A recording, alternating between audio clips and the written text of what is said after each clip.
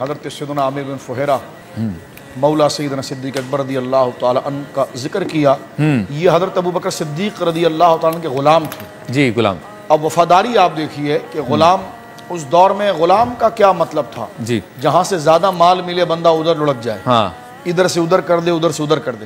لیکن آپ دیکھیے جب سیدی عالم صلی اللہ علیہ وسلم کی ہجرت کی بات تھی, سب سے حساس معاملہ تھا.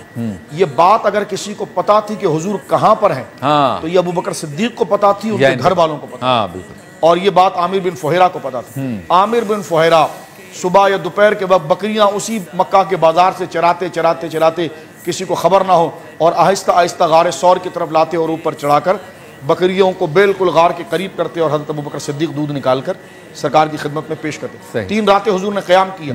مکہ کی ہر گلی میں اعلان ہو رہا تھا کہ کوئی محمد صلی اللہ علیہ وسلم کا پتہ بتا دے, اس کو فلاں مشہور قبیلے کی عورت سے شادی کرائی جائے گی, اتنی جائیداد دی جائے گی, اتنا مال دیا جائے گا.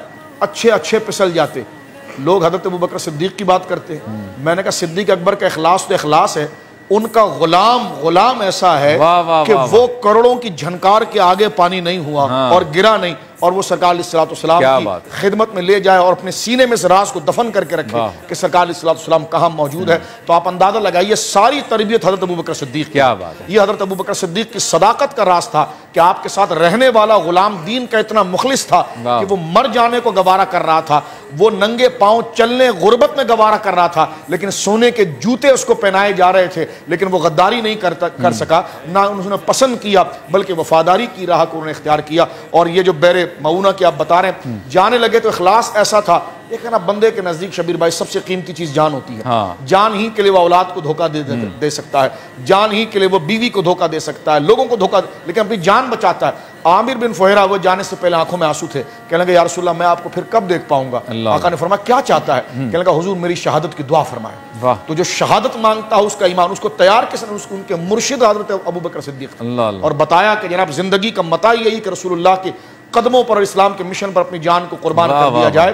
اللہ اکبر. اور یہ جاتے ہوئے دعا کی یا رسول اللہ, ایمان کا جذبہ یہ تھا کہ میں شہید تو اللہ کی راہ میں ہوں, لیکن اللہ رسول کا کوئی دشمن میرے بدن کو ہاتھ نہ لگائے. سرکار نے فرمایا جا ایسے ہی ہوگا. اور جس طرح بھی آپ نے پڑھا کہ جب آپ شہید ہوئے اس راہ کے اندر, کیونکہ دھوکہ دے کر بلایا گیا تھا, تو جب آپ وہاں پر جب پتہ چل گیا کہ جناب یہ تو دھوکہ دینے والے, اور جب ان کو شہید کیا تو جب آپ کو مسلح کرنے کے لیے, ناک کان اور سینہ کاٹنے کے لیے جب وہ آگے بڑھا کافر, تو اس وقت باقاعدہ جس طرح آپ نے بھی 2 روایتیں پڑھ دی ہے کہ آپ کا لاشا مبارک آسمان سے اٹھتا گیا. اتنا فزیکل آپ ذہن میں لائیے کیا منظر ہوگا کہ بدن مبارک آسمان میں اڑ رہا ہے. اللہ اکبر. اور انہوں نے حملہ کرنے کی کوشش کی اور وہ فضا میں چلا گیا. صحابہ نے آ کر حضور سے کہا تو سرکار کی ہلکی مسکراہٹ تھی جو رازوں سے بھری ہوئی تھی. فرمایا ہاں جبریل تھے جو اپنے پروں میں لے گئے. یہ واحد صحابی ہے جس کی قبر زمین کے اوپر نہیں ہے, اور جو گیا بھی زندگی میں, اور یہ صحرا بھی حضرت ابوبکر صدیق کو آتا ہے کہ اللہ رب العالمین نے صدیق اکبر کو یہ صداقت عطا فرمائی کہ خود تو خود جو ان کا غلام تھا وہ دین کا اتنا وفادار.